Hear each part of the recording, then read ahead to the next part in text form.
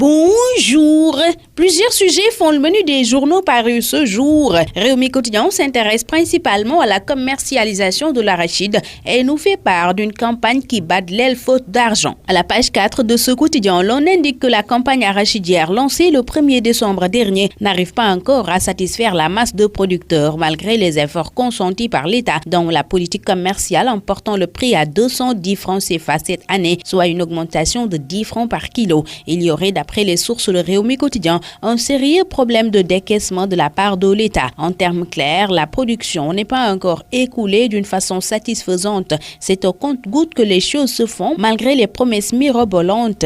Conséquence, les producteurs sont dans le désarroi total. La preuve, ils commencent même à brader les récoltes car c'est avec les fruits de leur labeur que ces paysans assurent un minimum vital, fait savoir Hassan Samb qui donne plus de détails à la page 4 de Réumi Quotidien. Dans Walf Quotidien, l'on explique comment le pouvoir sabote le processus électoral à 6 mois des législatives. C'est à se demander si le pouvoir cherche véritablement à trouver un consensus autour du processus électoral en cours pour les législatives. En effet, le ministre de l'Intérieur continue à ignorer royalement les exigences de Manko Wattu Sénégal, qui est la frange la plus crédible et la plus représentative au profit de quelques groupuscules comme les indépendants et les non-alignés qu'il a rencontrés hier pour discuter des questions électorales. Une manière pour lui de mieux exacerber la division de l'opposition, lit-on dans les colonnes de ce journal. À la une du journal Sud Quotidien, l'on nous apprend que Macky cherche la clé pour l'exploitation et la gestion des ressources pétrolières et gazières du Sénégal. Pendant ce temps, l'Observateur nous fait part du violent incendie à la décharge d'ordures d'Eau Malika. 12 individus ont été retrouvés morts, calcinés par ce violent incendie, note l'Obs, qui indique que les recherches se poursuivent sur le cimetière des bébés pour retrouver d'éventuelles victimes.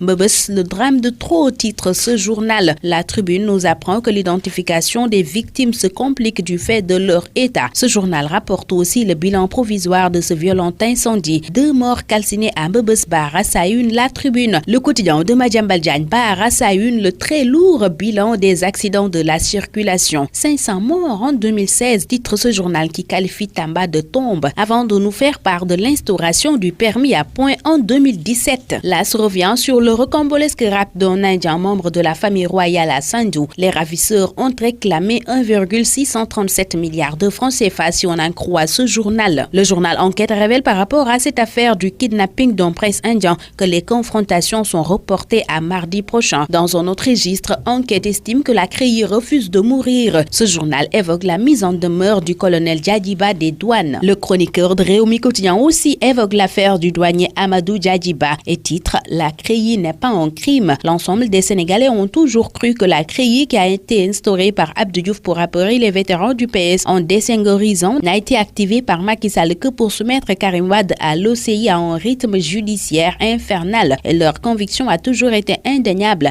mais la reprise de service de cette cour de justice d'exception dément. Un douanier Amadou Djadiba, lieutenant-colonel, est appelé à la barre pour s'expliquer sur l'origine de la somme de 150 millions de francs CFA qui lui aurait été volée. Pour un simple douanier en service, ses biens seraient estimés à 500 millions de francs CFA. Macky Sall ne badine donc pas. La CREI n'est pas pour Karim, constate le piroguier à lire à la page 4 de Réumi Quotidien. Libération informe au même moment que la RMP a censuré le marché pour l'installation d'un système radio. La douane freinait sur 1,153 milliards de francs CFA, titre ce journal qui nous fait part d'une nouvelle défection en Gambie. C'est le ministre des Affaires étrangères qui s'est tiré notre libération. La ministre des Affaires étrangères lâche Diamé, note pour sa part Réumi Quotidien. Dans sa version sport, Réumi Quotidien revient sur le dernier classement FIFA et renseigne que les Lions conservent la première place africaine. Quant à Sadio Mané, il est dans le trio de tête pour le ballon d'or africain, informe-t-on dans Réumi Sport. Sadio Mané dans le tiercé gagnant, s'exclame Stade, le quotidien du sport. Dans le quotidien des arènes sénégalaises Sunu Lamb, l'on nous apprend que Yekini est dans les 50 de Jeune Afrique pour les personnalités africaines de 2016. Bonne lecture à tous.